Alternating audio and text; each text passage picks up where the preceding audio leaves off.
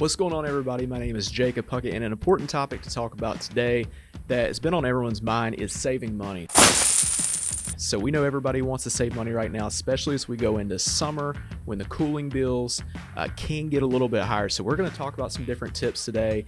And in particular, I want to point you in the direction where you can find even more tips and ways to save at home.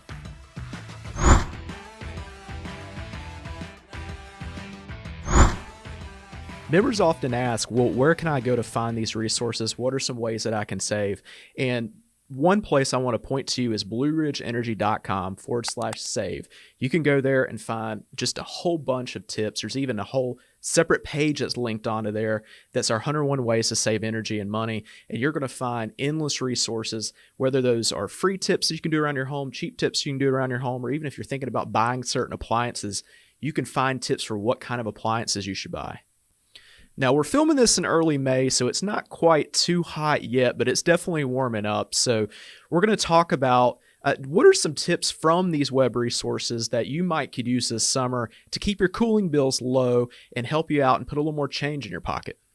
Now, some of these tips are going to be cheap tips. Some of them are going to be free tips. And I know if it's free, it's for me, and I agree. So we're going to do a lot of free tips in this as well, and I'm just going to pick out 5 of some of my favorite tips that you can take with you this summer and you can keep in mind when you're at home. First tip, if you're not going to be home all day, just keep the blinds closed. Summer in the South is hot, and even a little bit of light is going to give your home that greenhouse effect through the window panes.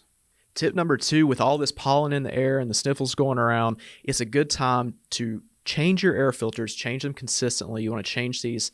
Try to change them on a monthly basis. I know it's not always doable for everybody, but a monthly basis will really get you on a good path. And actually, one thing that we wanted to point out that's a tip that is actually one of my favorite tips is that you want to pick a thin, cheap air filter. You don't want a thick air filter. Thicker air filters make your cooling system work even harder. And when it's already working overtime in hot weather, you don't want it working harder just because you picked a thicker air filter. So it sounds counterintuitive, but when you go to the store and you buy these air filters, make sure you buy the cheap, thin air filters for your home. Well, the third tip is it seems like everywhere I go these days, everybody has a programmable smart thermostat. Maybe I need to get on the bandwagon and take my own device as well, because these are great tools around your home. Like I said, your cooling system's working overtime all summer, but if you're not going to be in your home during the day, that's a great time that you can bump it up. And a lot of these programmable thermostats actually have apps where you can control this from anywhere in the world, how hot or cold your house is. And then if you want to bump it down before you get home from work so you're not going into a warm house, you can do that just really quick from the app. And this is a great way to save money because every degree matters, especially when it's hot and your cooling system is working overtime in the summer. The fourth tip, I'm going to kind of sound like a broken record here, but really making sure that your home is tight. You've sealed up all the areas that might be drafting the air out or letting that air out. Think about window sills. Think about underneath your door, the weather stripping. Think about, is there caulking you can use in gaps that you might have inside or outside? Be looking for those little things and try to plug those different areas, because if you don't, you're leaking out all that conditioned air that you're paying for anyways.